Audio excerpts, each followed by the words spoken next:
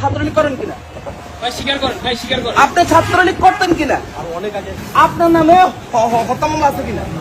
আন্দোলন হত্যা মামলা আছে কিনা? যদি প্রমাণে আপনার হত্যা মামলা আছে, আপনি ছাত্রলীগ করতেন না, এখন আপনি ছাত্রলীগ আছেন।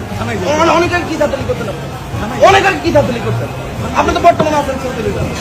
আপনি নিচে এখানে আছেন, এখানে কোন একটা প্লেন নিয়ে আজকে মিছিল করছে কারা কারা? আজকে মিছিল করে নাই মারি বললাম কিন্তু। আর দাঁড়া, সে যে উপজেলা ছাত্রলীগের সভাপতি, মারবে বলতে পারে। আচ্ছা সে, হ্যাঁ জোরে বলেন। আপনার নাম কি?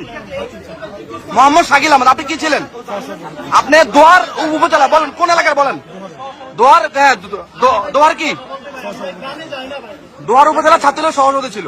দেখুন, সে নিজ মুখে স্বীকার করেছে সে দোয়ার উপজেলা। হ্যাঁ, 89 নাম্বার তালিকা সেটা আসেনি। ভিডিও করো